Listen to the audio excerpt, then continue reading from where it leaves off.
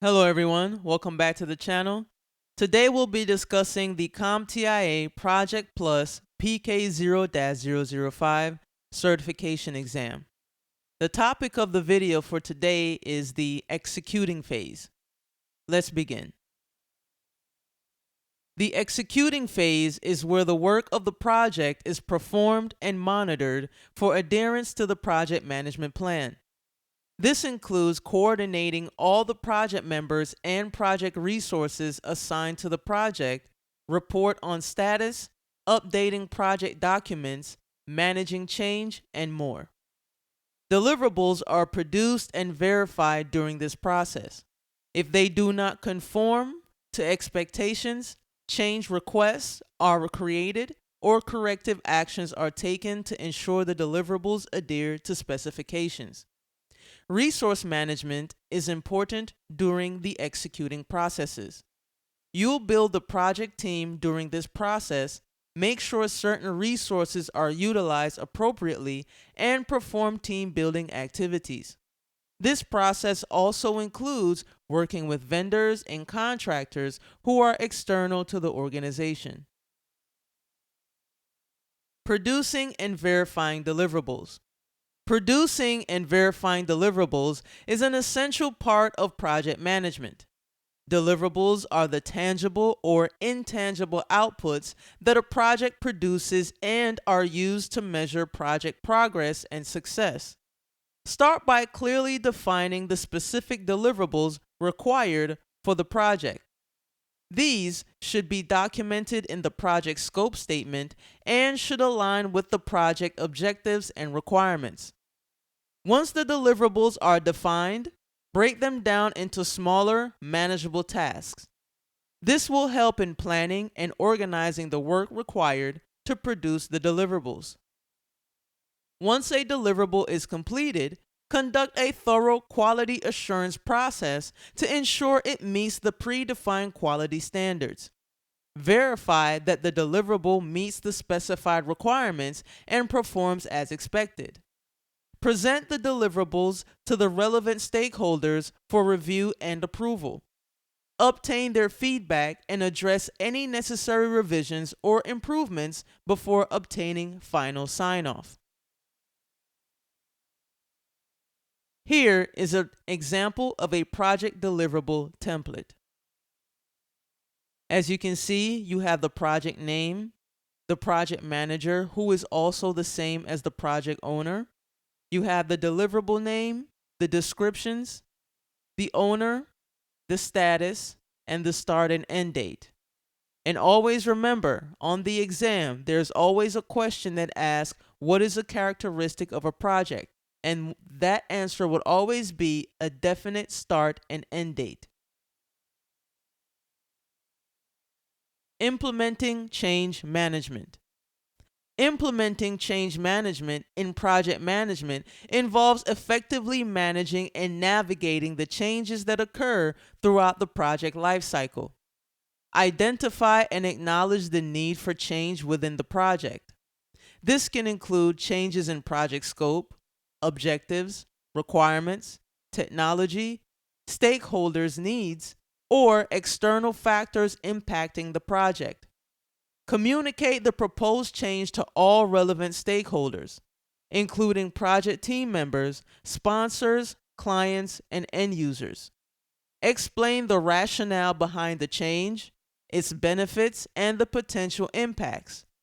Encourage feedback, address concerns, and actively involve stakeholders in the decision-making process. Create a comprehensive change management plan that outlines the steps and strategies for implementing and managing the change. This plan should include communication strategies, training and education plans, change impact assessments, and a timeline for execution. Change management helps minimize disruptions, manage stakeholder expectations, and increase the likelihood of project success when changes occur. Here's an example of a change management process. The change management planning process has 7 key steps to follow. First, find an executive sponsor. Second, use champions to deliver the message, generate excitement, and help with use cases. Third, identify the what's in it for me factors. Fourth, understand how the employees currently work and unpack the use cases for new technology or tool. 5, communicate a clear message, highlight the business goals, and again, the benefits. 6, generate excitement using internal marketing techniques. 7, training, making sure your employees know exactly what to do with the technology or tool. Managing vendors. Managing vendors effectively is crucial in project management, as vendors often play a significant role in the successful delivery of project outcomes. Begin by carefully selecting vendors that align with the project requirements and objectives. Develop clear criteria for vendor evaluation, including factors such as experience, expertise, track record, financial stability, and compatibility with the project's values and culture. Properly onboard the selected vendors to ensure they have a clear understanding of the project scope, objectives, and expectations. Provide them with any necessary project documentation, specifications, guidelines, and access to project resources and systems. Continuously manage the contractual and financial aspects of the vendor engagement. Track vendor invoices, ensure timely payment processing, and manage any necessary change orders or amendments to the contract. Regularly review and update contracts to reflect any changes in project scope or requirements. Successful vendor management ensures that vendors deliver their products or services as agreed, enabling the project to meet its objectives on time and within budget. Here's an example of a vendor management template. First, determine and define needs. Second, create ethics or rules of engagement for all vendors. Third, search/send out bids for vendors. And a bid is also the same as a quote. Fourth, select vendors. 5, define contract terms and time frame. 6, monitor relationship and performance. 7, end of contract, relationship, or renewal. Tracking and reporting project results. Tracking and reporting project results in project management is essential for monitoring progress, communicating project status, and ensuring project success. Implement a tracking system to capture and record project data regularly. This can include project management software, spreadsheets, or other tools that enable you to collect and organize data related to project tasks, milestones, resource utilization, budget, and any other relevant information.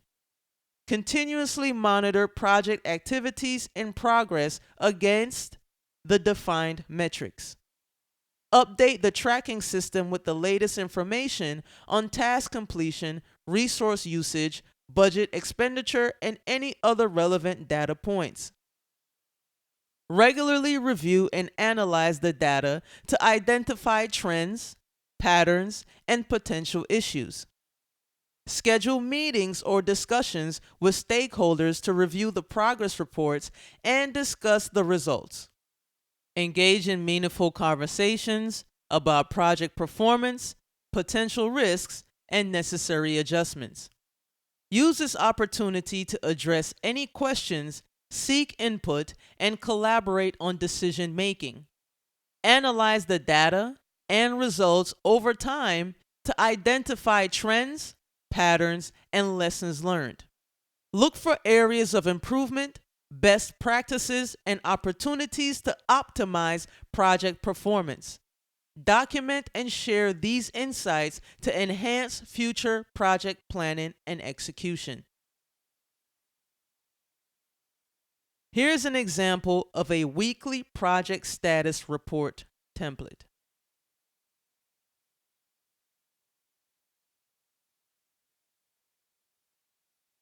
Updating project elements such as budget, risk, and timelines. Updating project elements such as budget, risk, and timelines is crucial to maintaining accurate project planning and ensuring project success. Continuously monitor project activities, progress, and any changes that occur. Collect data related to budget expenditures, risk events, and timeline deviations. Regularly communicate with team members, stakeholders, and subject matter experts to stay informed about any updates or challenges. Evaluate the updated data in relation to the project budget. Identify any discrepancies or variances between the planned budget and actual expenditure. Revise the budget accordingly, considering additional costs, cost savings, or reallocation of resources. Ensure that the revised budget reflects the current state of the project. Assess the identified risks, any new risks that have emerged, and the status of existing risks. Update the risk register by documenting new risks, revising the probability and impact assessments, and adjusting risk response strategies as necessary. Ensure that the risk register accurately reflects the current risk landscape. Monitoring the risk and issues log. Monitoring the risks and issues log is essential for effective project management. It helps identify, assess, and manage potential risks and issues that may impact the project's success.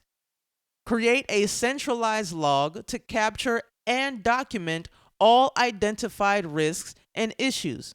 This can be in the form of a spreadsheet, project management software, or a dedicated risk management tool. Ensure the log includes relevant information such as the description, impact, likelihood, status, priority, assigned owner, mitigation or resolution plans, and target dates for action. Regularly review and update risk mitigation strategies based on the evolving project context and new insights gained. Ensure that appropriate risk response plans are in place for high priority risks. Update the log with the progress of mitigation activities, assigned owners, and target completion dates. Learn from risks and issues encountered during the project and use this knowledge to continuously improve risk management practices. Document lessons learned, capture best practices, and share them with the project team and relevant stakeholders. Apply these insights to future projects to enhance risk management effectiveness. Here's an example of a risk and issue log with a follow-up plan. On the left, you see the risk and issues log, and that lists risk issues description, the impact on the organization, and date raised. So date raised would be the date the risk was brought to light, and if it's a high alert or low alert, what level of impact would it have on the company itself? And then on the right, you have the follow-up plan. Quality assurance, governance, phase gate reviews. Phase gate reviews, also known as stage gate reviews, are essential components of project management that help ensure the successful progression of a project from one phase to the next. These reviews involve evaluating the project's deliverables, objectives, risks, and overall readiness before approving the project to proceed to the next phase. Establish clear and specific criteria that must be met to pass each phase gate. These criteria serve as guidelines for evaluating the project's readiness and success. Review the project's deliverables against the predefined gate criteria. Assess whether the objectives of the current phase have been met, risks have been adequately addressed, and necessary resources are available for the next phase. Quality assurance is a systematic process that ensures that products, services, or processes meet or exceed established quality standards and customers' expectations. It involves a set of activities and techniques aimed at preventing defects, identifying issues, and continuously improving the quality of deliverables. Quality assurance is an integral part of project management and is often implemented throughout the entire project lifecycle. Project governance provides the structure and oversight necessary to ensure that projects are executed effectively and in line with the organizational objectives. It promotes transparency, accountability, and informed decision-making, leading to better project outcomes and overall organizational success. Here's an example of a phase gate review framework template for project management. In the first column on the left, we have the discovery phase. In the second column, we have the initiating phase. The third column, the planning phase. The fourth column, the execution phase.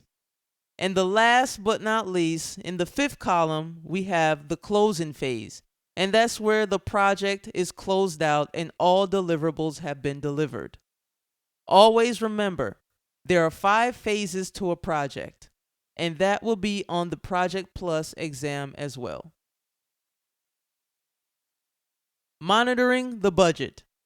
Managing a budget is a critical aspect of project management as it involves effectively planning, estimating, tracking, and controlling project costs.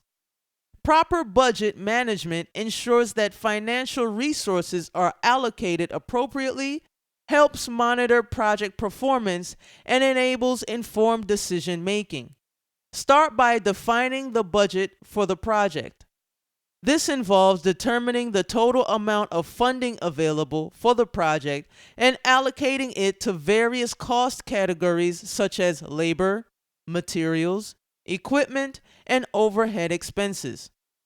Continuously forecast future expenses based on the project's current performance and anticipated activities.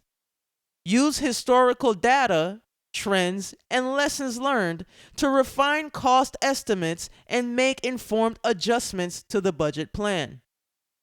If the project involves procurement of goods or services, carefully manage vendor contracts and purchasing processes to ensure cost effectiveness. Follow proper procurement procedures, obtain competitive bids, negotiate pricing, and monitor vendor performance to minimize budget risks. Here's an example of a project budget template. Templates like these keep track of the costs allocated during the project, the actual cost, and the variance during the project. Conducting project meetings and updates is crucial for effective communication, collaboration, and progress tracking in project management. These meetings provide a platform for team members, stakeholders, and the project manager to discuss project status, address issues, make decisions, and align efforts. Clearly define the objectives and desired outcomes for the meeting. This could include providing project updates, reviewing progress, addressing specific issues or risks, making decisions, or seeking input from team members. If necessary, prepare presentation materials such as project status reports, progress updates, performance metrics, risk assessments, or any other relevant documentation. Share these materials with participants before the meeting to allow them time to review. Assign someone to document meeting minutes, capturing key discussion points, decisions made, and action items assigned. Share the minutes with participants promptly after the meeting to maintain transparency and serve as a reference for future meetings. Continuously evaluate the effectiveness of the project meetings and updates. Seek feedback from participants, review meeting outcomes, and identify areas for improvement. Make adjustments to the meeting format, frequency, or content as needed to enhance communication and collaboration. Here are some exam prep questions and answers. Which of the following are true regarding project portfolios? Choose two. A. The independent projects in the portfolio may not have anything in common. B. The programs in the portfolio are related to one another. C. The programs and projects within the portfolio support the strategic goals of the portfolio. D. An organization has only one portfolio. E. Portfolios consist of programs and do not contain standalone projects. The answers are A. The independent projects in the portfolio may not have anything in common, and C. The programs and projects within the portfolio support the strategic goals of the portfolio. Which of the following make up the life cycle phases according to the COMPTIA exam objectives? A. Initiating, planning, executing, closing. B. Discovery/concept, initiating, planning, executing, closing. C. Discovery/concept, planning, executing, monitoring and controlling, and closing. D. Initiating, planning, executing, monitoring and controlling, closing. The answer is B. The life cycle phases of project management according to CompTIA are discovery/concept, initiating, planning, executing, and closing.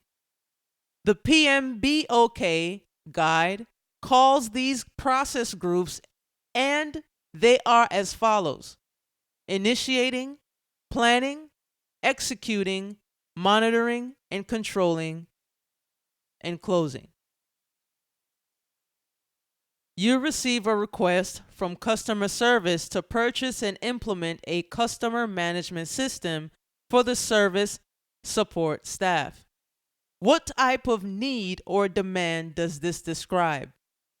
A. Organizational need. B. Market demand. C. Legal requirement. D. Technological advance. The answer is A. Organizational need. A request to develop a product for use by an internal department is an organizational need. Market demands are driven by the needs of the market. Legal requirements come about because of rules or regulations that must be compiled with, and technological advances come about due to changes or advancements in technology. This question describes purchasing and implementing a new system for the organization, but doesn't imply the technology itself is new or advanced. Your project stakeholder is working on the business case. They ask you for some assistance. You suggest to them that the business case should include which of the following? A. Feasibility study. B. Alignment to the strategic plan. C. Justification. D. Alternative solution. E. All of the above. The answer is E. All of the above. The business case analysis may include the feasibility study, but should always include the justification for the project, alignment to the strategic plan, benefits and rewards using financial analysis, alternative solutions, and more.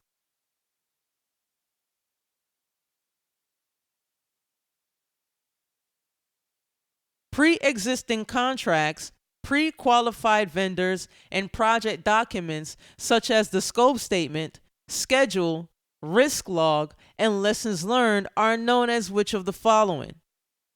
Choose two. A. Vestige. B. Relic.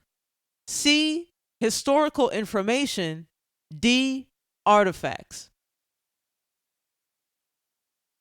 The answer is C. Historical information. D.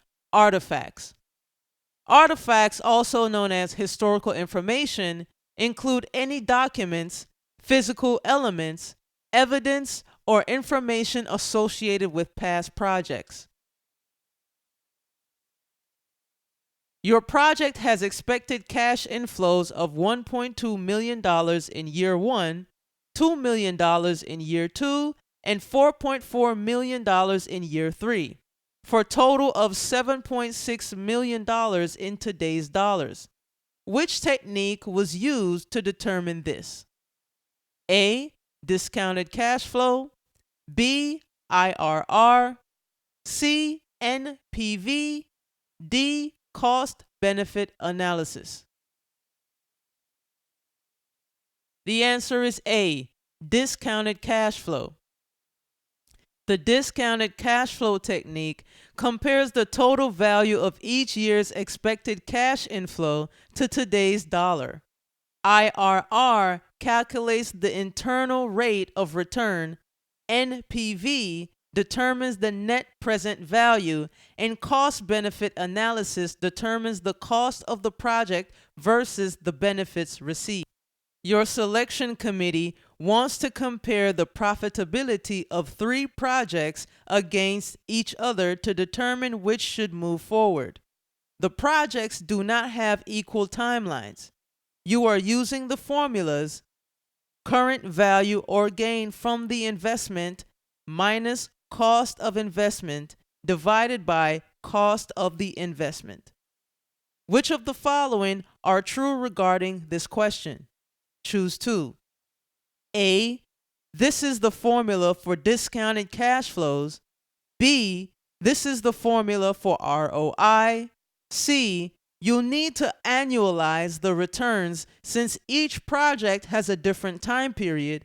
D. This is the formula for NPV. E. The returns are calculated by year and the total return for each project should be used for comparison. The answers are B. This is the formula for ROI.